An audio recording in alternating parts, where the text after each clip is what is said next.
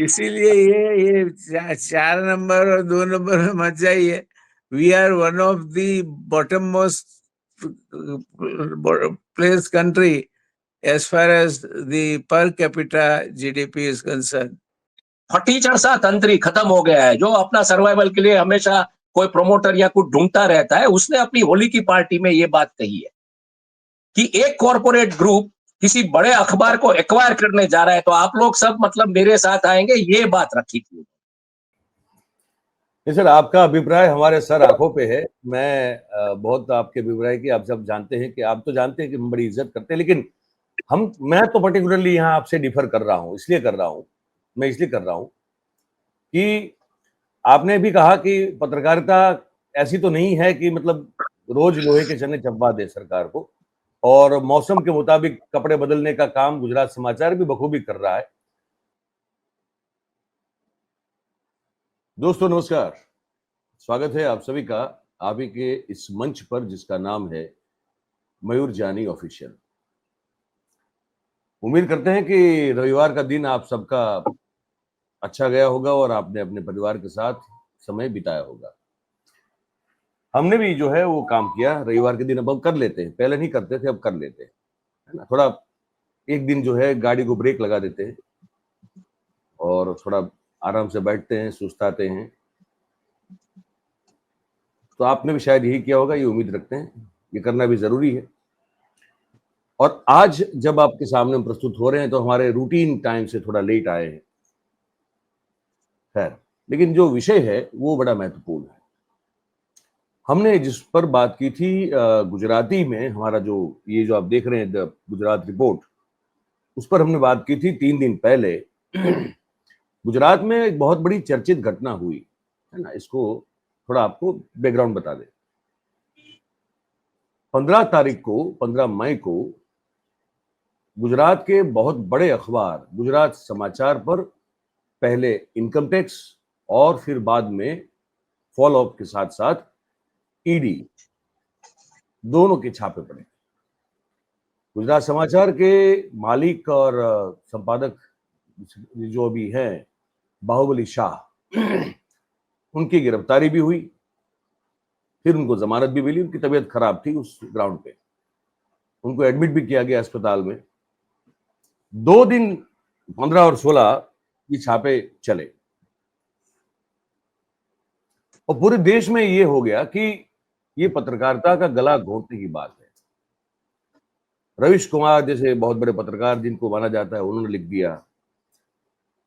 कांग्रेस के राहुल गांधी समेत सभी नेता अभिनेताओं ने लिख दिया।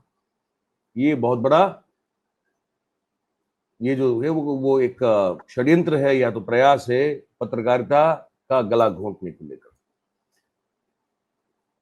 तो 2-4 दिन बड़ी चर्चाएं चली। यूट्यूबर्स में ने वीडियो बनाए, पत्रकारिता भी जो कर रहे हैं यूट्यूब पे उन्होंने भी वीडियो बनाए कि ये तो बहुत बड़ा कांड हो गया और पत्रकारिता का गला घोंट दिया गया या कोशिश की गई। तब हमने ये कहा कि हमको ये नहीं लगता कि पत्रकारिता का गला घोंटने की कोशिश हो, ऐसा कुछ हमें नहीं लगता। और हमने तब ये भी कहा, एक प्रोग्राम हमने एक वीडियो हिंदी में भी बनाया था, पर ज्यादा काम हमने उसमें गुजराती में किया था। और क्यों नहीं लगता कि ये पत्रकारिता का गला घोटने का काम है या हो सकता है, इसके हमने कारण बताए थे। उसके बाद हमने एक और वीडियो बनाई 3 दिन पहले, जिसमें हमारे साथी जो है हिमांशु भायानी, जो कि बिजनेस जर्नलिज्म कर रहे हैं इतने सालों से, वो एक बड़ी खबर लेके आए। ये एक एक्सक्लूसिव रिपोर्ट थी जिसमें हमको ये पता चला कि गुजरात सरकार की एक कंपनी है GACL, Gujarat alkalis and chemicals limited. उस कंपनी के 23 में भी सम परसेंट, कितने परसेंट है अभी एग्जैक्टली याद नहीं है मुझे, तो दिखाऊंगा मैं आपको चार्ट पूरा। समझ लीजिए तकरीबन 24% शेयर जो है गुजरात सरकार की नफा अब तक जो कमा रही थी उस कंपनी के 24% शेयर के मालिक लोक प्रकाशन लिमिटेड और श्रेयांश भाई शाह है। लोक प्रकाशन लिमिटेड वो गुजरात समाचार की मदर कंपनी है। तब हमारे कान खड़े हो गए हमने कहा ये कैसे हो सकता है। फिर वो पूरी जानकारी जो है हिमांशु ने हो सके उतने चीजों को खंगाला, फ्लैशबैक में गए, पीछे क्या लिखा गया था क्या नहीं उसकी चर्चाएं हुई। उसके बाद हमको ये समझ में आया कि छापामारी जो हुई है जिस वो पत्रकारिता का गला घोंटने के लिए नहीं हुई है, हमारी समझ ये पहले से थी, वो और पुख्ता हुई। और हमको ये समझ में आया कि ये गुजरात सरकार की कंपनी में एक अखबार चलाने वाली कंपनी ने का अगर 24% के आसपास का शेयर हो जाता है तो वो क्यों होगा। उस कंपनी में जो कि अल्कलीज एंड केमिकल्स का प्रोडक्शन करती है, वहां एक अखबार चलाने वाली कंपनी का क्या इंटरेस्ट। भले ही आपका पोर्टफोलियो हो बड़ा, आप पैसे आपके पास ज्यादा हो तो आप स्टॉक मार्केट में इन्वेस्ट करते हो, अलग बात है, लेकिन पर्टिकुलरली अगर 1200 करोड़ का पोर्टफोलियो हो और 960 करोड़ रुपए का आपका अगर होल्डिंग सिर्फ यही इसी कंपनी में हो तो फिर मन में सवाल खड़ा होता है। तो उस पर हमने बात की और हमारी समझ ये उसके बाद प्रस्तावित हुई कि ये जो कंपनी में लगाए गए पैसे हैं गुजरात सरकार समाचार के द्वारा, वो इस छापेमारी का इसके पीछे का जो कुछ बहुत सारे महत्वपूर्ण कारण है उसमें से ये बहुत बड़ा कारण हो सकता है। इस बात की चर्चा और इस बात की तथ्य के साथ आपके समक्ष प्रस्तुति हमको आज करनी है। तो मैं अभी हिमांशु भाई को भी जोड़ूंगा और हमारी आज खुशकिस्मती ये है कि आज सुबह सुबह हम डॉक्टर जय नारायण व्यास साहब को भी जोड़ पाए। ये भगीरथ कार्य है, जैसे वो गंगा को लाने का काम किया था महाराजा भगीरथ ने, हमने भी आज वो काम कर दिया है। सुबह सुबह हम डॉक्टर व्यास साहब को आज लेके आए, तो दोनों का मैं स्वागत कर लूं।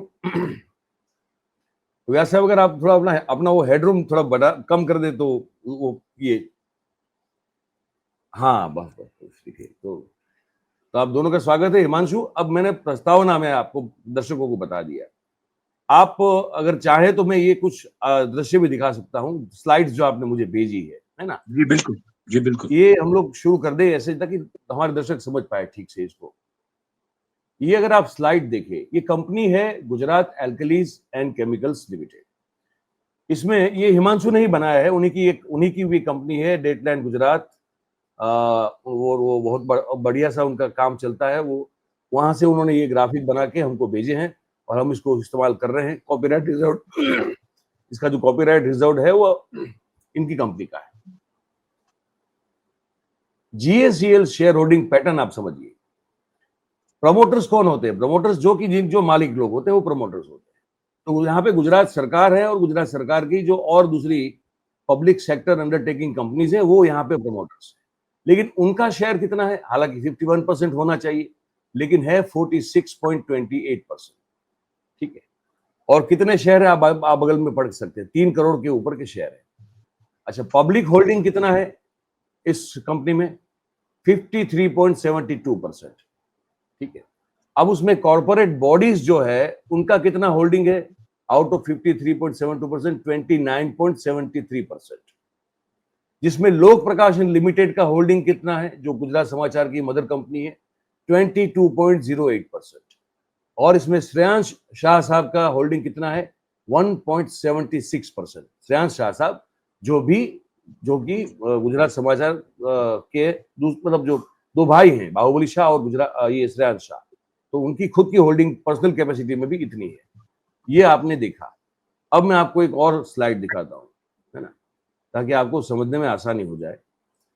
एक और स्लाइड देखिए आप। ये है दूसरा एक ग्राफिक का हिस्सा है, इसको देखना जरूरी है। जीएससीएल की शेयर होल्डिंग पैटर्न में एक और चीज ये पुख्ता हो जाए आपके लिए कि प्रमोटर्स जो कि मालिक लोग हैं उनकी 46% ये 46.28% उनकी होल्डिंग है, और पब्लिक होल्डिंग जिसमें हमने पूरा आपको बता दिया वो 53.72% है। अच्छा, मजेदार बात इसमें एक ये है कि जो सरकार, जो मालिक है गुजरात गवर्नमेंट, उसके पास सिर्फ 21 शेयर है इस कंपनी के, 21 शेयर्स। ये भी हिमांशु ने वो ढूंढ के लाए हुए हैं और वो पब्लिक डोमेन में है। ऐसा भी नहीं है कि हमने कोई बड़ा तीर मारा, लेकिन ढूंढने की दिशा का पता होना चाहिए, तो आपको भी मिल सकता है, हमको भी मिला। तो हिमांशु, अब हम ये बात करना चाहते हैं, आज आपने कहा कि शेयर मार्केट जब खुला तो निफ्टी और सेंसेक्स अप थे और इस कंपनी के शेयर्स में भी कुछ आज दाम में बढ़ोतरी हुई है, आपने वो भी मुझे भेजा है, अगर मैं आपको वो भी दिखा दूं कि आज इस कंपनी के शेयर का क्या हाल है जब मार्केट खुला है तब। हालांकि पिछले 5-6 दिनों में इसके शेयर के दाम नीचे गिरे थे, लेकिन आज उसमें कुछ बढ़ोतरी हुई है ना। 602 रुपए और 5 पैसे आज उसके दाम है। अब इसको हिमांशु, मैं चाहूंगा आप और व्यास साहब दोनों मिलके इस पूरी जो पहेली है, ये गुत्थी जो है, ये हमारे दर्शकों को आम भाषा में अगर समझा दे कि मैंने जो अभी कहा उसका महत्व क्या है, जो आपने ढूंढ निकाला उसका महत्व क्या है, और क्या ये पत्रकारिता का गला घोटने का काम है, या सही में हम ये जो कॉरपोरेट का खेल देख रहे हैं उस खेल में ये गुजरात समाचार फंसाया गया है, या आप इसको जैसे भी देखते हैं, आप और व्यास साहब हमारे दर्शकों को बताएं प्लीज। जी, मैं चाहूंगा व्यास साहब अपना मतलब मंतव्य रखे इस मुद्दे के ऊपर, क्योंकि वो सरकार में भी रहे हैं, ब्यूरोक्रेट भी रहे इंडस्ट्री में, आप दोनों ही और सवाल ये भली बात ही समझते हैं जब ये कंपनी 1973 में लिस्ट हुई थी कि ये कंपनी का महत्व क्या और ये क्या हो रहा है। बाद में मैं जो भी डिटेल्स मेरे पास आई है वो मैं लेके आऊंगा।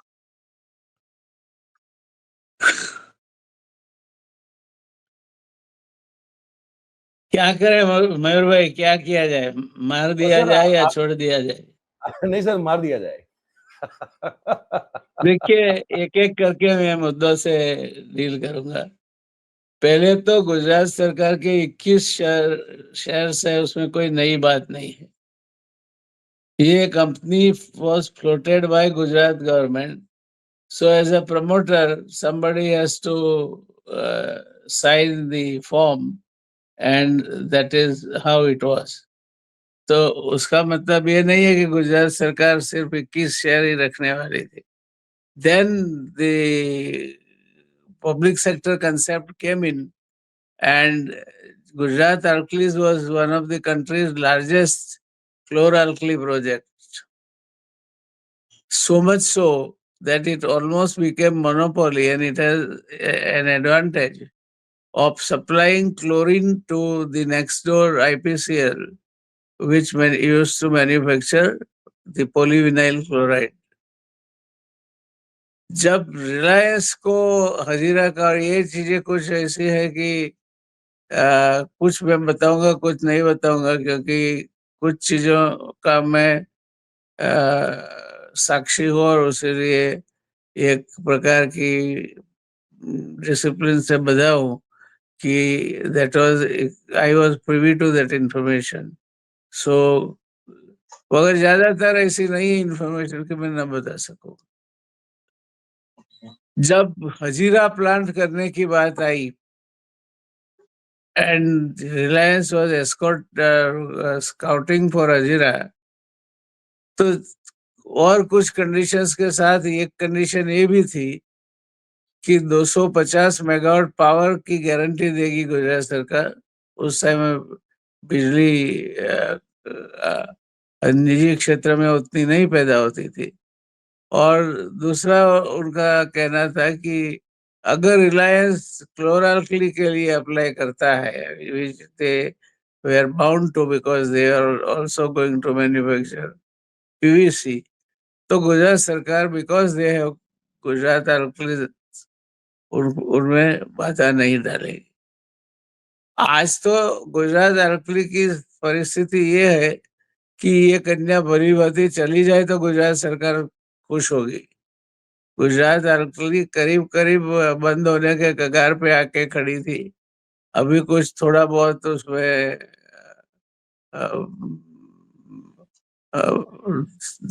मैं कहूंगा कि थोड़ा बहुत ऑक्सीजन फूंका है किसी ने।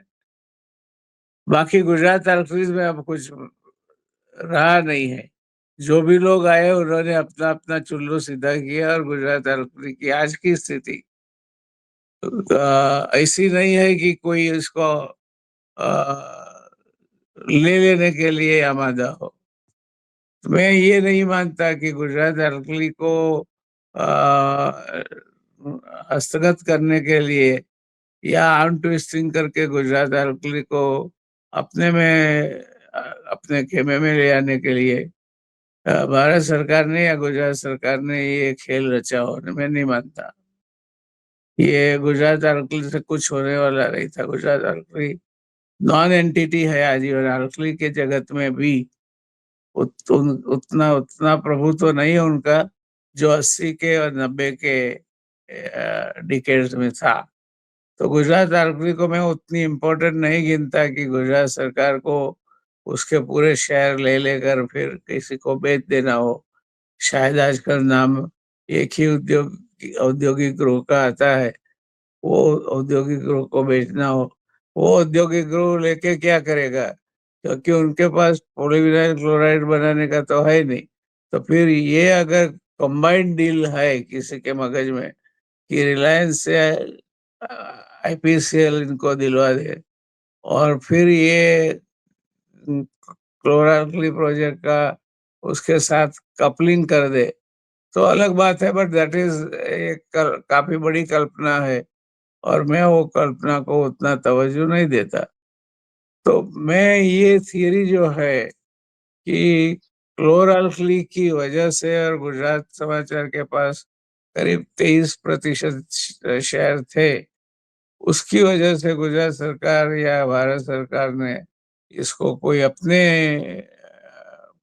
व्यू रचना के तहत अ, गिराने का निश्चय किया होगा, तो मैं नहीं मानता। मेरा कहीं न कहीं इन लोगों के यूनियन के साथ भी संबंध रहा है, आज भी है, दो नॉट ऑफिशियली, मगर इनकी बातें मुझे कहीं न कहीं से मिलती रहती है। तो अभी 6 महीने पहले तो ये हाल था कि इसको बंद कर दिया जाएगा, और बंद होने जा रहा है। और फिर ये एकदम टर्न अराउंड नहीं हुआ। मैं नहीं कहूँगा कि टर्न अराउंड हुआ, मगर फिर ये टर्निंग पॉइंट आता है। तो मैं इसका रीजन इसको ये नहीं मानता। आजकल सरकार, मैं मानता हूँ कि पत्रकार जगत की और काफी सेंसिटिव है। और गुजरात में एक ही अखबार था, वो भी मैं पूरा तो नहीं कहूंगा क्योंकि सीजन के मुताबिक वो कपड़े पहन लेते थे। तो वो तो नहीं कहूंगा कि एक ही अखबार था, वो बिल्कुल सरकार के सामने चलता था। जैसे अनामत आंदोलन के समय गुजरात समाचार बिल्कुल सरकार के सामने चल रहा था। ऐसा अभी हाल नहीं है। न तो श्रेयांश भाई का उतना शेयर शायद उतना से रहा है, और बाहुबली भाई और दूसरे उनके भतीजे हैं, उनका normal approach is balancing approach. अपना अपना काम निकालो और चलते बनो। तो मैं नहीं मानता कि ये 100% सरकार के विरुद्ध चल रहा था। ये भी बैलेंसिंग करके चलता है गुजरात समाचार भी आज। हाँ, मगर और अखबारों के कंपैरिजन में गुजरात समाचार आज भी कहीं ना कहीं पत्रकारित्व का जो परचम है कभी कभी लहराता रहता है। तो ये शायद अगर रीजन हो सके, पुरानी इनकी दुश्मनी तो है ही, तो शायद मैं इसको ज्यादा तवज्जो दूंगा। क्लोराल्किल के शेयर्स जो है उसको उतना ज्यादा तवज्जो नहीं दूंगा। नहीं सर, आपका अभिप्राय हमारे सर आंखों पे है। मैं बहुत आपके अभिप्राय की, आप सब जानते हैं कि आप तो जानते हैं कि हम बड़ी इज्जत करते हैं, लेकिन मैं तो पर्टिकुलरली यहाँ आपसे डिफर कर रहा हूँ। इसलिए कर रहा हूँ कि आपने भी कहा कि पत्रकारिता ऐसी तो नहीं है कि मतलब रोज लोहे के चने चबा दे सरकार को, और मौसम के मुताबिक कपड़े बदलने का काम गुजरात समाचार भी बखूबी कर रहा है। तो ऐसा तो ऐसी कोई बड़ी खबर या ऐसा कुछ जिससे सरकार की नींव हिल जाए, ऐसा कुछ तो कभी लंबे अरसे से गुजरात समाचार नहीं कर रहा है कुछ। तो ऐसी कोई पत्रकारिता नहीं हो रही। मयूर भाई, अखबारों के समाचारों से आजकल सरकारों की नींवें हिलती भी नहीं है। नहीं, मैं ये कह एक रहा और हूँ, भी बात, यही कह रहा हूँ कि नहीं, ऐसा कुछ हो नहीं रहा है, ऐसी कोई पत्रकारिता नहीं हो रही है सर। मेरे कहने का नहीं मतलब ये है। हाँ। नहीं, और आपने, क्योंकि मैं आपकी बात को समझ सकता हूं कि आप सरकार में भी, जब आप ब्यूरोक्रेसी में थे तब भी, उसके बाद पॉलिटिक्स में भी आप महत्वपूर्ण जगह पर पदों पर रहे हैं।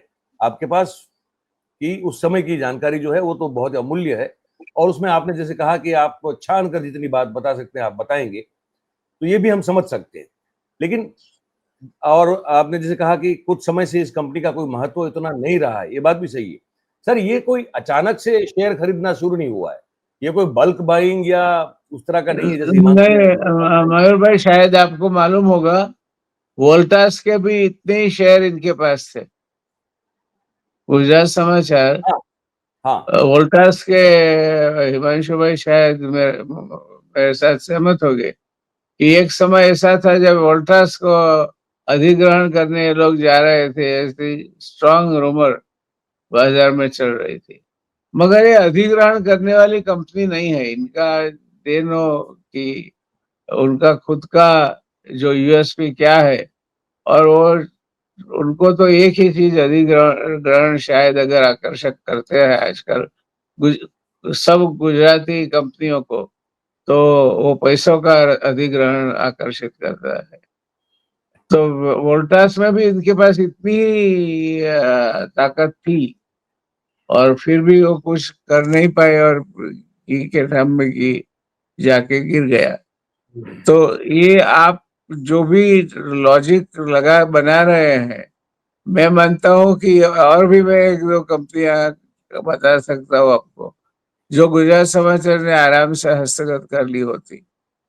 तो ये इनका कल्चर नहीं है कंपनियां चलाने का, इनका कल्चर नहीं है, न उनकी पसंद है। उनको तो उसमें से जो भी मुनाफा निकले, या फिर मैनेजमेंट में अपना से रखते हुए जो भी पैसे बनाए जाए, शायद उसमें ज्यादा रस है, कंपनी चलाने में उतना रस नहीं है। नहीं वो तो सर समझ रहे हैं, उससे हम भी सहमत। हम उसको थोड़ा अलग एंगल से देख रहे हैं, और मैं इसलिए चाहूंगा कि हिमांशु अपनी बात जो है उसको लेकर प्रस्तुत हो जाए, ताकि विथ ऑल ड्यू रिस्पेक्ट थोड़ा डिसएग्री हम कर रहे हैं आपसे, ये हमारी सोच और थोड़ी बहुत नहीं, वो जानकारी। आपका अधिकार है। जी जी। तो आई थिंक हिमांशु अगर आ जाएं और अपनी बातों को रखें, उन्होंने क्या पाया और हम किस एंगल से सोच रहे हैं, ये अगर बता दें। नमस्कार द मयूर जानी ऑफिशियल के दर्शकों को, जो भी ये शो देख रहे हैं, आप सभी को। व्यास साहब ने जो कहा कि ये कंपनी मतलब उस हालत में है कि उसको शायद एक्विजिशन लेना, एक्वायर करना उनका वो नहीं हो सकता है। यहाँ पे बात यही है कि कंपनियां चलाना वो कल्चर नहीं है गुजरात समाचार का। लेकिन जब 22.08% इक्विटी और श्रेयांश भाई के पास 1.76% इक्विटी, कुल मिला के 23.84% इक्विटी जब किसी एक एंटिटी के पास हो, तो कहीं ना कहीं ये बात आती है कि जब ये इनका कंपनी चलाने का कल्चर नहीं है। हम मान भी सकते हैं कि चलिए कोई पोर्टफोलियो मैनेजमेंट सर्विसेज वो चला रहे हैं कोई दूसरी कंपनी के जरिए, और उसमें उन्होंने हस्तगत किया है। लेकिन सबसे बड़ी चीज जो उड़ के आंखों के सामने आती है वो क्या है, अगर हम देखने जाए तो, कि एक बिजनेस स्टैंडर्ड का एक रिपोर्ट था 2013 में, रुतम वोरा ने रिपोर्ट किया था। उसमें उन्होंने GNFC, GSFC, GPCL has promoter holding in range of 37 to 41%। उसकी हेडलाइन थी, low promoter holding in GSCL, wake up call for Modi government. तो ये 2013 की जो रिपोर्ट थी, उसमें उन्होंने Gujarat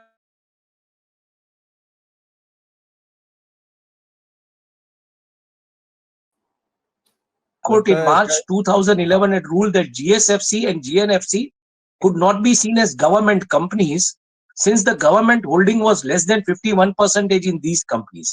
They were termed as state-supported joint sector companies and not state-owned companies. Any government-related decision for these companies had to be approved by the shareholders of the company at its annual general meeting, the HC had observed.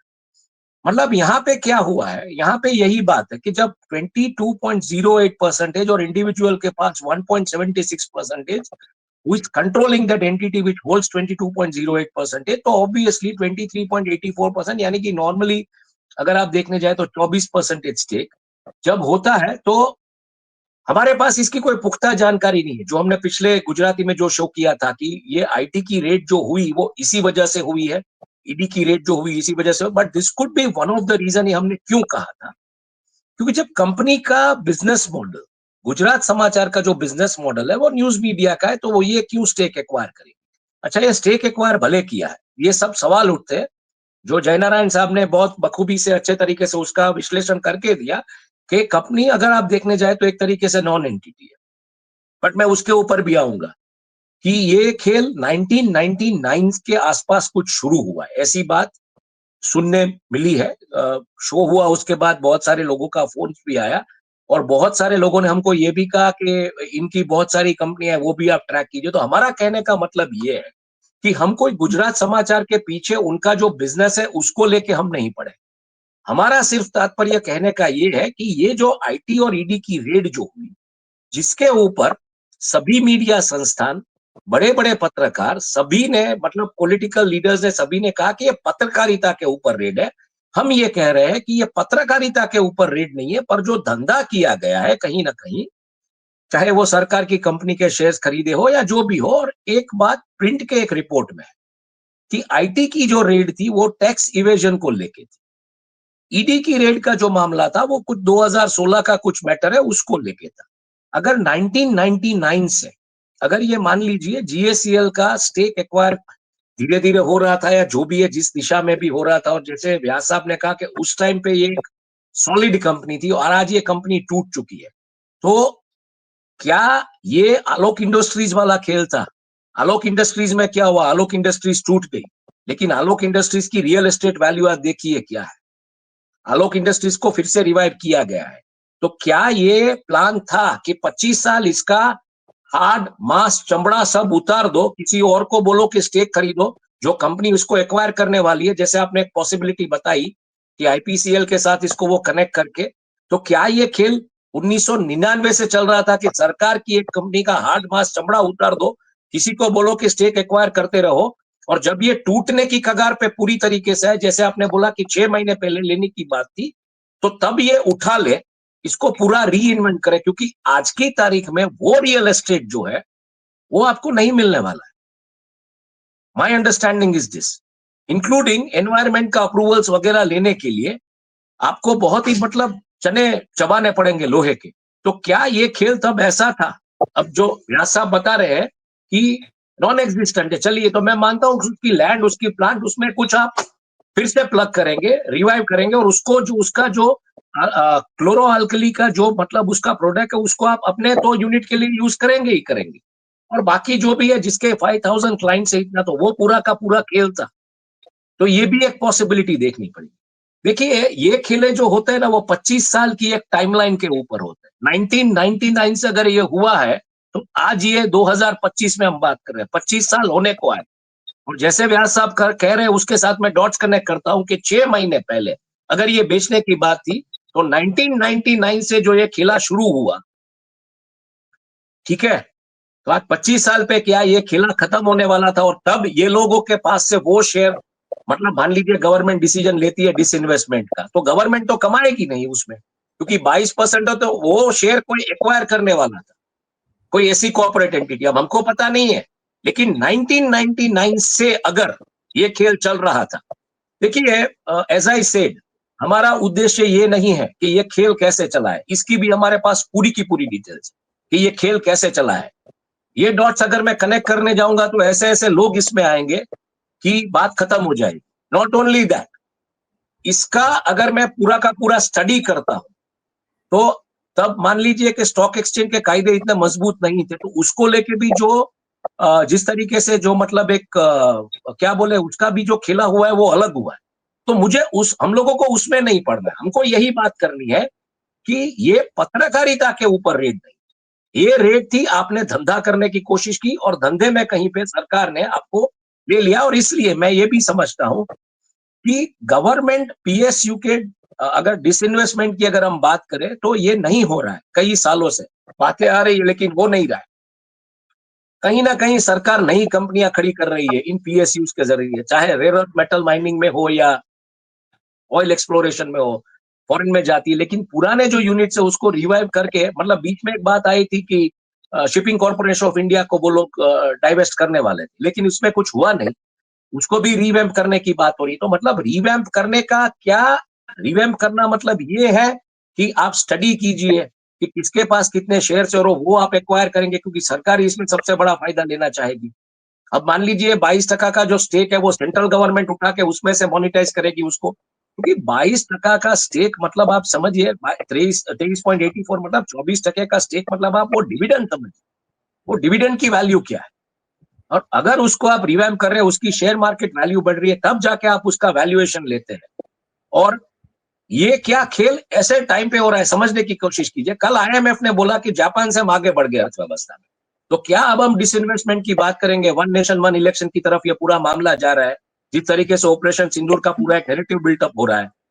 तो मेरा सवाल ये है कि एक अखबार बना के अखबार बेचने वाली कंपनी पूरी की पूरी इन्वेंट्री सिस्टम, मतलब सब बिलिंग का मामला पूरा का पूरा, पैसा सही तरीके से कमाया उन्होंने। उनका 390 करोड़ के आसपास का, मतलब जो पिछले 4 साल के एनुअल रिपोर्ट्स गुजरात समाचार के जो मैंने पढ़े, जो पब्लिक डोमेन में है, कुछ रिसर्च फर्म्स के उसमें, तो 19, 20, 20, 21, 21, 22, 22, 23 ये जो रिपोर्ट्स मैंने पढ़े, तो उसमें करीबन उनका एवरेज प्रॉफिट जो वो 390 400 करोड़ के आसपास का है। उनका जो टर्नओवर है वो 650 700 करोड़ के आसपास का है। तो पैसा उन्होंने सही तरीके से कमाया, सब बिल्ड है, और वही पैसा शायद उन्होंने इन्वेस्ट किया है। वो उस टाइम पे जो कमाया होगा उसके डिटेल्स अवेलेबल नहीं है, उनके एनुअल रिपोर्ट्स उस टाइम के, वरना वो तो मैं वो भी कंगाल खिलाता कि उसका कितना वैल्यूएशन 1999 से अगर है तो कितना वैल्यूएशन इन्होंने इसमें डाला है।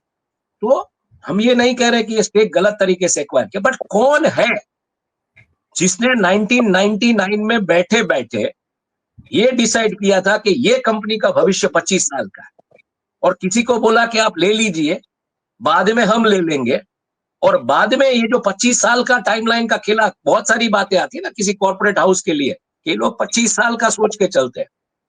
आज यही चीज भारतीय जनता पार्टी के लिए भी आ रही है। भारतीय जनता पार्टी भी 25 साल का सोच के चलती है, और वो तो पब्लिक डोमेन से बोलते हैं कि यही आदमी जो है वो लीडरशिप रोल में रहेगा या वो रहेगा। तो ये 25 साल वाली जो फॉर्मूला है ना सोचने की, ये एक किसी कॉर्पोरेट घराने से आ रही है। और तब जाके हम डॉट्स कनेक्ट करते हैं तो पता चलता है कि ये मामला कुछ ऐसा है।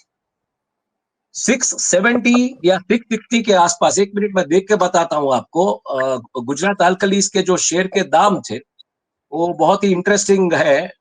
मैक्स उसका अगर मैं देखूं तो मैक्स उनकी जो वैल्यूएशन रही है, पीक वैल्यूएशन अगर हम देखने जाए गुजरात समाचार के शेयर्स की, तो वो रही है कुछ 900 के ऊपर, 900 के ऊपर रही है, बिल्कुल 900 के हाँ, ऊपर वो रही है, 900 वो 960 देखा के था। आसपास, 960 के आसपास ये रही है 2022, अप्रैल 2022 में। अब जयनारायण भाई बहुत इंटरेस्टिंग है, अप्रैल 2022 के पहले होली का फेस्टिवल आता है, उसी टाइम पे मार्च में अप्रैल में। अब होली के एक फंक्शन में एक फटीचर सा तंत्री खत्म हो गया है, जो अपना सर्वाइवल के लिए हमेशा कोई प्रोमोटर या कुछ ढूंढता रहता है। उसने अपनी होली की पार्टी में ये बात कही है कि एक कॉर्पोरेट ग्रुप किसी बड़े अखबार को एक्वायर करने जा रहा है, तो आप लोग सब मतलब मेरे साथ आएंगे, ये बात रखी थी। उसके बाद बवाल शुरू हुआ। कॉर्पोरेट ग्रुप का नाम नहीं लिया गया था, अखबार का नाम नहीं लिया गया था, लेकिन उनको पता था कि ये मैसेज ट्रैवल करेगा, क्योंकि उनके जो रिपोर्टर्स वगैरह कोई ना कोई तो बोलेगा बात। ये मैसेज ट्रैवल हुआ। ये मैसेज ट्रैवल होते ही अटकलें शुरू हुई, मार्केट में नाम आया कि अदानी ग्रुप गुजरात समाचार टीवी मतलब गुजरात समाचार ग्रुप को एक्वायर कर रहा है। ये चर्चा, ग्रुप का नाम तंत्री ने नहीं दिया था, आप समझने की कोशिश की, लेकिन चर्चा शुरू हो गई। चर्चा के ऊपर से खबर बनी, और 14 अप्रैल को मिस्टर परिमल नथवानी ट्वीट करते हैं कि ना ही रिलायंस खरीदने में इंटरेस्ट है, ना ही अदानी खरीदने में इंटरेस्ट है इसको। अब तब वो ट्वीट के ऊपर बहुत सारे लोगों ने सवाल भी किया था, वो ट्वीट है आज की तारीख में ऊपर, उसमें सवाल किया था कि आप क्या स्पोक्स पर्सन बन गए हो अदानी ग्रुप के। मैंने भी सवाल किया था कि उन्होंने कहा था कि बेसलेस इंफॉर्मेशन है, तो आई सेड ये बेसलेस इंफॉर्मेशन पेडलर्स ही आपने खड़े किए, तो आप अब क्यों रो रहे हैं जब अपने ऊपर आया तो। एंड आई सेड अगर ये हो रहा है तो ये आपकी जिंदगी की सबसे बड़ी हार होगी। ये वॉर्न भी मैंने किया था, और मैंने ये भी लिखा था कि जैसी करनी वैसी भरनी, जय द्वारकाधीश। मतलब आपने ऐसे गधों को जर्नलिज्म में लाके, और मैंने यहां तक लिखा था कि आपके न्यूज 18 के गधे कर क्या रहे अगर ये वेरीफाई नहीं कर पा रहे तो। And why Reliance is not interested. I am interested more to know that. जब उन्होंने ट्वीट किया कि Reliance is not interested in buying Gujarat Samachar, अगर रिलायंस बाय करता है तो 23.84%, चलिए श्रेयांश भाई का स्टेक भूल जाइए, लोक प्रकाशन का तो स्टेक मिलता है, तो पैरेलल पाइपलाइन है जो उनको करना है वो। और ना ही अदानी इंटरेस्टेड नहीं है, मैं समझ गया, उनका कोई बिजनेस नहीं है पीवीसी वगैरह का, ठीक है। तो कौन इंटरेस्टेड है? वो खुद इंटरेस्टेड है कि ये पूरा का पूरा रियल एस्टेट का चंक लेके बाद में कंपनी को बेचे, जो उनका मॉडस रहा है। तो दीज रेजेस द क्वेश्चंस कि क्या हुआ है। कंपनी खस्ता हो गई, आई एग्री विथ यू, लेकिन कंपनी खस्ता होने के बाद अगर कोई बोल रहा है 2022 में जब उसकी वैल्यूएशन पीक पे थी, तो क्या उसको ये डर था कि ये किसी रिलायंस या अदानी के झबड़े में ये शेयर चला गया तो वहां से मेरे लिए निकलना मुश्किल होगा? तो that is the big question. Alok industries में क्या हुआ है? जेएम फाइनेंशियल आया और आजकल ये जो कंपनी के लिए काम कर रहे थे डबल एजेंट जैसे हो गए हैं। बालू का केस क्लासिक है, आपको तो पता है 70s 80s में बालू था जो दाऊद इब्राहिम को इनकम टैक्स का पूरा डिटेल्स का लिस्ट फैक्स किया था उसने, बाद में धीरू भाई ने क्या किया उसके साथ आपको सब पता है। तो यहाँ पे तो बहुत सारे बालू है और ये बालू बहुत सारा कॉर्पोरेट खेल खेल रहे हैं, इनको किसी को पता नहीं है, डबल एजेंट की तरह काम करते हैं। और क्या पता इनको बोला होगा ले लो, बाद में पता है चले कि बेयर ऑपरेटर्स ने इसको ऑपरेट किया, खत्म कर दिया, और बाद में इनका, क्योंकि इनका 1200 प्लस करोड़ का जो पूरा स्टेक है उसमें 900 प्लस करोड़ का स्टेक सिर्फ और सिर्फ जीएससीएल में। तो क्या ये गेम उसी टाइम प्लान किया गया था कि गुजरात समाचार के भी हार्ड मास चमड़ा निकाल के उसको कंकाल वैल्यू पे लाके उसमें स्टेक बाद में ये बंदा ले? चलिए कंपनीज नहीं ले रही है, मैं ये मानने के लिए तैयार। तो there is something and that is where probably मुझे लगता है कि गवर्नमेंट की जो रेड है वो इसको समझने के लिए कि ये क्या है। जैसे आईपीएल समझने के लिए डॉक्टर मनमोहन सिंह बैठे थे 2 घंटे उन सब ऑफिसर्स के साथ कि आईपीएल का खेला क्या है। यहाँ पे डायरेक्टली कोई नहीं आया, बट ये खेल है, इतना मैं बिल्कुल मानता हूं। मेरे पास इसको कनेक्ट करने के लिए डॉट्स भी है, मुझे उसमें जाना नहीं है, मुझे सिर्फ यही चीज कहनी है कि ये पत्रकारिता के ऊपर रेड नहीं है, ये जो धंधे में हथियार बनाया गया है इस ग्रुप को, उसमें उसके ऊपर रेड है। क्योंकि ये स्टेक अगर कल को चला जाता है इन प्राइवेट, तो प्राइवेट कमाएगा, गवर्नमेंट नहीं कमाएगा, और तब जाके आपको क्रिटिसिज्म उतना ही फेस करना पड़ेगा जितना हो रहा है। कांग्रेस को फिर से एक मुद्दा मिल जाएगा। तो मुझे लगता है कि ये उसको स्टडी करने के लिए, भले अब उसको खस्ता करके बेच दे बाद में गवर्नमेंट, उसका खाली लैंड वैल्यूएशन आया, उसमें और कुछ करने का गवर्नमेंट का प्लान हो, क्या पता है। क्योंकि अदानी भी देखिए, अदानी भी वहां पे ऑस्ट्रेलिया में जो कोयले से प्लास्टिक बनाने वाले हैं उसको भी मतलब जरूरत तो पड़ेगी ना इन सब चीजों की, रॉ मटेरियल्स की, तो कुछ तो है। मेरा कहने का मतलब ये है कि ऐसे ही नहीं हुआ है। मैं व्यास साहब की बात पे बिल्कुल सहमत हूं कि खस्ता है, लेकिन इसको खस्ता करने की पूरी प्लानिंग 1999 से की गई, और किसी को ये पता था कि 25 साल के बाद ये प्लांट की मशीनरी, ये प्लांट, ये सब कुछ खस्ता हो जाएगा, और बाद में हम इसको हार्ड मास चमड़ा तब तक निकाल के इसके कंकाल वैल्यू पर मुझको उठाएंगे। तो मेरा मानना है। एक हमारे दर्शक हैं आर रितेश, उनकी एक कमेंट है, उन्होंने एक कमेंट आगे भी की थी पर वो आगे चली गई, अभी यही सामने दिख रही है। महेश लांगा सभी इंसाइडर पोस्टिंग, ट्रांसफर, रिटायरमेंट पहले से बता देते थे, जिन्हें प्रणय गुहा और रोहिणी सिंह वगैरह वगैरह सब जो है वो फॉलो करते थे। नहीं, दलालों के पास इंफॉर्मेशन, एक मिनट, दलालों के पास इंफॉर्मेशन होती है और दलालों को बहुत सारे लोग फॉलो करते हैं।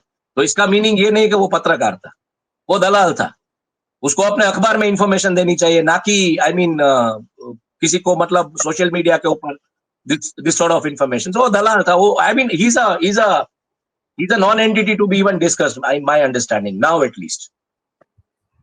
एक गुजराती में है कि क्या अगर जीएससीएल में गुजरात समाचार, हाँ वो भाई साहब ऑब्वियसली अगर वो पूरी कंपनी कोई बेचेगा, मानने के लिए लोक प्रकाशन नहीं, वही बात है। गुजराती में पूछा तो गुजराती में जवाब दे दूं कि लोक प्रकाशन पासे 22.08% स्टेक है। लोक प्रकाशन लिमिटेड જે કંપની ગુજરાત સમાચાર નામની બ્રાન્ડ ચલાવે છે, ભાઈ કંપની કોઈ એક્વાયર કરે તો ઓબ્વિયસલી દેણું અને લેણું બેય જાય હારે, એટલે એમાં કઈ બહુ નવી વાત નથી ને। ઈ જાય, ઈ જેના જડબામાં જાય, ચાહે રિલાયન્સના જડબામાં જાય કે અદાણીના જડબામાં જાય, તો જેણે આ 22% લેવાનું કીધું હતું ઈ કઢાવી ન શકે, એની તાકાત નથી, એને પછી એનું બધું ભૂલી જવું પડે। એટલે જેમ ઓલા 25 વર્ષનો ખેલ રમતા હોય ને એના બોર્ડરૂમમાં, એટલે આ ભાઈ ત્યાંથી શીખીને આવ્યા કે આપણે રમીએ, એટલે એને રમવાનો પ્રયત્ન કરો. 1999 થી આ ખેલો ચાલી રહ્યો છે દાદા. बरोबर, ठीक, बात सही है। गुजराती में पूछा गया, गुजराती में जवाब दे दिया गया। हालांकि अब ये सब बातों के बीच में एक बड़ी बात जैसे आपने अभी बता दी, देश में फिर से एक बार जो है पटाखे फोड़े जाए, मिठाइयां बांटी जाए, ऐसी घटना की जानकारी नीति आयोग के सीईओ ने बता दी है कल, और आईएमएफ के हवाले से बता दिया है कि अब आप दोनों जो हैं, आप तो सर खुद अर्थशास्त्री हैं, बहुत गंभीर जानकारी रखते हैं अर्थशास्त्र के बारे में। हिमांशु का काम है उसका पूरी तरह से उसको रिपोर्ट करना। अब मैं फॉलो करता हूँ। नहीं, मैं फॉलो करता हूँ डॉक्टर जयनारायण व्यास जैसे लोगों को, तो मैं वो जो बोलते हैं उनके ऊपर नजर रखता हूँ। वही बात है। तो अब क्योंकि आज का विषय था, लेकिन थोड़ी लालच मुझ में आ जाती है, अगर व्यास साहब बैठे हो तो मैं इसको भी जोड़ दूं कि सर बधाई हो, फिर आप काजू कतरी कब खिला रहे हैं हमको कि हम विश्व की चौथी अर्थव्यवस्था बन गए। देखिए मयूर भाई, हम विश्व की चौथी अर्थव्यवस्था है या 40वीं है, अर्थव्यवस्था का जो पॉपुलेशन की तादाद से जोड़ के आकलन किया जाता है। अर्थव्यवस्था का आकलन ऐसे नहीं किया जाता कि कुल मिला के ये इतनी साइज हो गई। What is your per capita GDP, that actually is a correct measure to talk about any economy. और वहां अगर हम करंट वैल्यू पे लेते हैं तो 142 और कांस्टेंट वैल्यू पे लेते हैं तो 125 हमारी पोजीशन है। तो 4 नंबर वाली बात छोड़िए, ये सरकार के प्रोपागेंडे में हमें फंसने की कोई जरूरत मैं नहीं मानता हूँ। 1999 वाली बात से मैं बहुत विनम्रता पूर्वक सहमत नहीं हूँ, क्योंकि ये जो चोरा चोरी का जो खेल है वो पोस्ट 1999 के बाद का है। उस समय अगर 1999 के पहले आपको कनेक्ट करना है तो कुछ मैनेजिंग डायरेक्टरों के साथ कनेक्ट करना होगा, बिल्कुल, जो बहुत ख्यात है इस तरह के खेल खेलने के लिए। और मैं गुजरात आर्कली को पहले मैनेजिंग डायरेक्टर एसजे कोहले थे, और उसके बाद फिर उनको गुजरात जीएनएफसी के मैनेजिंग डायरेक्टर बनाए गए। संयोगवशात मैं दोनों में कारणभूत था। गुजरात आर्कलीज के पब्लिक इशू मार्केटिंग में और गुजरात नर्मदा फर्टिलाइजर का इशू डूब रहा था, और आईडीबीआई जैसी संस्था भी एक समय उसमें से निकल जाने का सोच रही थी, because Sivagnanam's way of working was not very conducive to a dynamic setting up of a unit. तो वो एक अलग तरह का खेल चलता था। अब ये जो अदानी वाला जो मॉडल है ना, वो 2000 के बाद का मॉडल है। अदानी छोटा मोटा मॉडल कर लेता था, मगर वो मॉडल शायद सत्ता के साथ मिलके जमीन लेना, कहीं ये करना वो करना, वहां तक सीमित था। इतने बड़े खेल अदानी ने 2000 तक खेले नहीं थे। तो मैं ये 1999 वाली जो थियरी है उसके साथ थोड़ा हिमांशु भाई के लिए बहुत रिस्पेक्ट रखता हूँ, मगर इसके साथ मैं सहमत नहीं होता, क्योंकि ये इसमें इतना तथ्य नहीं दिखता है। Having watched these companies, मेरा कहने का मतलब है अदानी के अलावा भी कोई खेल सकता है ना, कहने का मतलब मेरा ये, जिनका वो वर्टिकल हो। खेल सकता था मगर खेलना नहीं चाहता था, इसीलिए प्रीएम्प्ट कर दिया था। The day Dhirubhai put a condition कि they will support their chlor alkali licence, बात खत्म हो जाती थी, क्योंकि स्ट्रिक्ट लाइसेंसिंग का जमाना था और 2 से ज्यादा क्लोर-अल्कली प्लांट को लाइसेंस मिलना नहीं था। That is the catch. No, no, that is the Sorry. catch. If Dhirubhai had forgone it, that is the catch. If Dhirubhai had forgone that, so there is somebody who knew that this is the opportunity. नहीं, धीरू भाई की फिर दूसरी रमत चली होगी, हाँ वो उसको जाहिर में चर्चा करना मैं उचित नहीं हाँ मानता, हाँ हाँ, बस क्योंकि बस बस बस कहने का मतलब मेरा यही है कि it was a business opportunity somebody sense keeping in you 25 hours timeline देखिए and then they play. My point is Himanshu only भाई, without polyvinyl chloride the chloralkali has not much meaning. I understand. I If understand.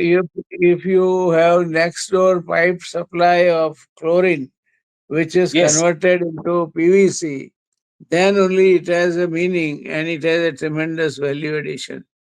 Because True. all other dangers are also underwritten. ये pollution control की hazard वगैरह जो है, next door बिल्कुल आप बिल्कुल pipeline से दे दीजिए और काम अपना निकाल लीजिए। तो मैं नहीं मानता धीरू भाई was not able to understand that. He must have realized that even if he gets the license, perhaps, then it will be a different ball game. It will have to come up in Hazira, and whether in Hazira, with all his other plants getting it jam packed, whether there will be room for one more chloralkali plant. Perhaps it was not there. जमीन नहीं थी वहां। बिल्कुल तो ये सब अंदरूनी बातें कुछ और है, मगर गुजरात समाचार ने नहीं तो और भी कंपनियां इनके पास 25% 23% होल्ड वाली है, कभी किसी को ऐसा खाल उतार के कंकाल बेचने का काम नहीं किया। वो उनका शायद तरीका अलग है। They might be getting their bread butter on both sides through the decision making in purchases or agency giving or that kind of a thing. So we do not know what were they, but they did compromise with Voltas also.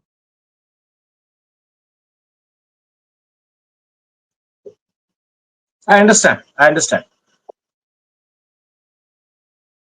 आपका point of view बहुत महत्वपूर्ण है sir, लगभग हम कुल मिला के मेरे ख्याल से हम इसको यहीं समाप्त करेंगे। लेकिन आपको भी सुबह सुबह हमने जो आज, क्योंकि ये आपका भी दृष्टिकोण बहुत जरूरी था इस मामले में, और हमारा जो कुल मिला के कहना है वो ये है कि जैसे जहां मुझे लगता है कि आप भी सहमत हुए हैं इस मामले में, कि ये बहुत सारे ऐसे दोस्त थे, मतलब पत्रकार भी थे नॉर्दर्न बेल्ट के, वो चाहते थे कि इस पर हम हिंदी में भी बात करें।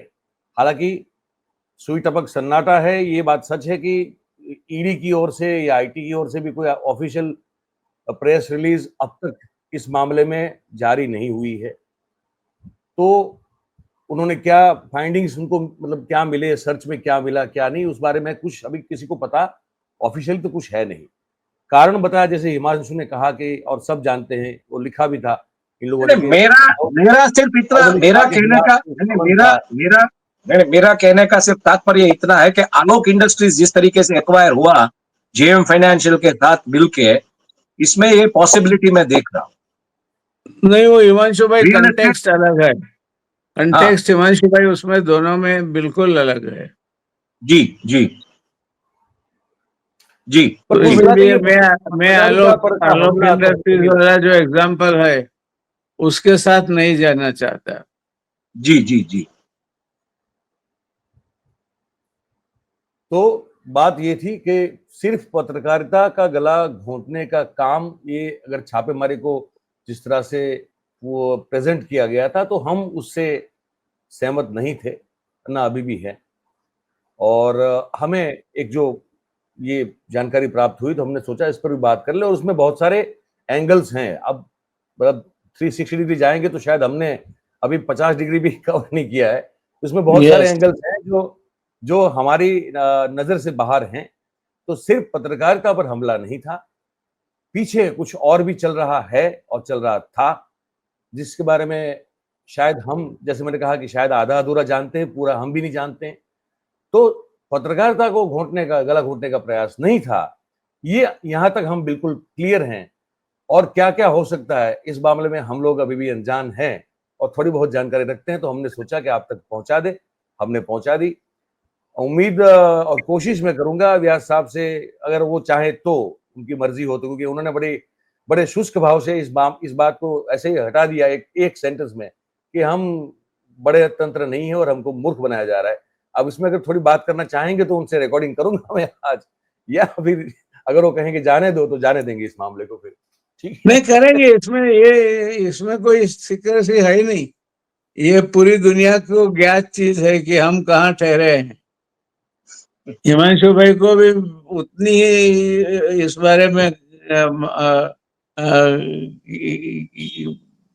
ज्ञान और खबर है कि इंडिया अगर 4 नंबर की अर्थव्यवस्था होती, आप एक बात देख लीजिए, एक कुटुंब में 10 लोग हैं, 100 रुपये कमाते हैं, तो 10,000 रुपये कमाते हैं। दूसरा कुटुंब 4 लोगों का है, एक ही आदमी कमाता है मगर 10,000 रुपया कमाता है, तो दोनों 10,000 कमाते हैं। मगर पर कैपिटा जब खर्च का या आय का सवाल होता है तो छोटा कुटुंब आगे निकल जाता है। तो 146 crore earning less than 3 trillion कब का चल रहा है? 3 ट्रिलियन वाला नौटंकी मेरे ख्याल से कम 5 साल से तो चल रही है और हर टाइम आगे बढ़ाते जा रहे हैं लिमिट। अब वो 2027 तक पहुंचा है। मैं नहीं मानता 2030 भी अगर आ गया तो मुझे आश्चर्य नहीं होगा। अगर 2030 में ये 4 ट्रिलियन का इकोनॉमी हो जाएगा तो फिर 2050 तक क्या कहाँ पहुंचेगा वो? तो चांद पे पहुंच जाएगा, पूरा देश चांद पे चला इसीलिए जाएगा। इसीलिए ये 4 नंबर और 2 नंबर में मत जाइए। We are one of the bottom most place country as far as the per capita GDP is concerned, and that is the correct measure of the wealth that country owns, because ultimately it has to be divided amongst the people. तो ये बात थी। तो आज कोशिश करते हैं कि इस पर भी अगर हम लोग कुछ रिकॉर्डिंग कर पाए तो करेंगे। गुजराती हिमांशु दर्शकों भाई को को बता दें। जरूर पकड़ लेना, उसमें उनके ज्ञान हाँ हाँ, उनका वो तो ज्ञान बहुत भारी है।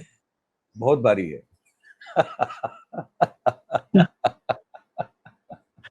नहीं करेंगे सर, तो ये भी करेंगे। गुजराती दर्शकों को बता दें कि 12 बजे भाई हमको एक धमकी मिली है, ये बता दें। हमारे खिलाफ एफआईआर फाइल करने की एक धमकी हमको दी गई है, हमारे दिलीप भाई को दी गई थी। अब दिलीप भाई आज थोड़ी इनकी तबीयत नासाज है, तो वो आज तो गए हैं, पता चला सुबह सुबह के दिलीप पटेल साहब हमारे जो वरिष्ठ साथी हैं वो एंडोस्कोपी के लिए हॉस्पिटल गए हैं। कुछ पेट में उनको, उनके स्टमक में कहीं कुछ पेन है, दर्द है। ये पत्रकारों के पेट में काफी चीजें छिपी रहती है। नहीं, उनको कुछ मेरे ख्याल से कुछ इन्फेक्शन या ऐसा कुछ हुआ है शायद, तो आज तो वरना उनको भी बिठाते। लेकिन आप सबको बता दें कि द्वारिका, जहां से हमारे हिमांशु आते हैं, उस द्वारिका से कोई आरएफओ है, कोई रेंज फॉरेस्ट ऑफिसर बताता है अपने आप को।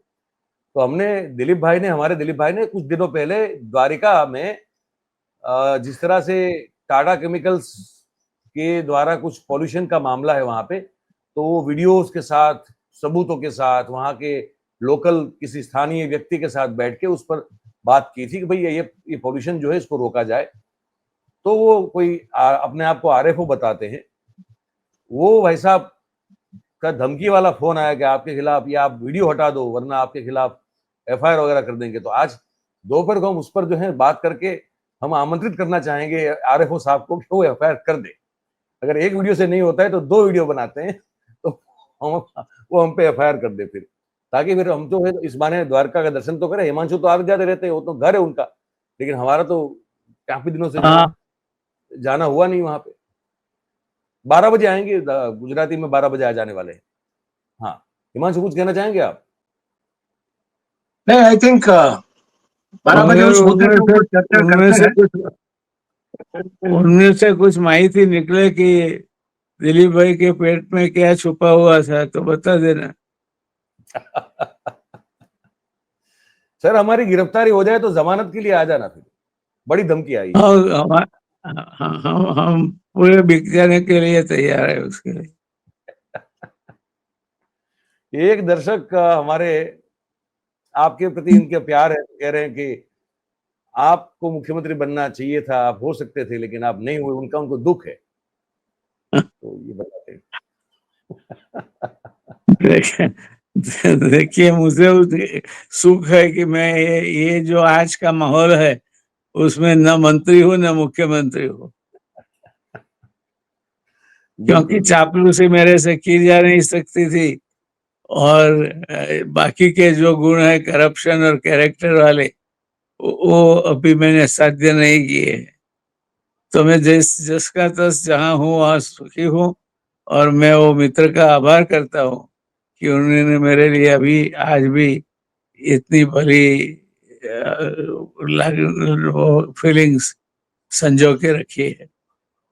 बिल्कुल बिल्कुल। तो ये दोस्तों आज यहीं समाप्त करेंगे। 12 बजे गुजरात रिपोर्ट में मिलेंगे हम, मैं और हिमांशु। दिलीप भाई क्योंकि चेकअप के लिए गए हैं अस्पताल, तो वो शायद जुड़ नहीं पाएंगे, तबीयत भी उनकी उतनी ठीक नहीं है, लेकिन वो धमकी क्यों दी गई उसके वीडियोस दिखाएंगे हम आपको, और हम थोड़ी बहुत इस बारे में बातचीत करेंगे 12 बजे के आसपास। जो दर्शक गुजराती में जुड़ना चाहते हैं वो 12 बजे हमारे साथ जुड़ सकते हैं। और सर आपसे मैं फिर 12 बजे के लाइव के बाद एक बार बात करता हूँ। आप दफ्तर पहुंचेंगे तो शायद उसके बाद एक रिकॉर्डिंग कर ले हम आपके साथ, है ना? तो बहुत बहुत धन्यवाद करेंगे आप सभी का। सर आपका भी सुबह सुबह आपने वक्त निकाला। धन्यवाद हिमांशु भाई का, आपका और दर्शक मित्रों का, सबका, सभी दर्शकों का जो बहुत प्यार से पार्टिसिपेट करते हैं हमारे साथ और अपनी अपनी राय भी रखते हैं, तो उन सभी का बहुत धन्यवाद करेंगे।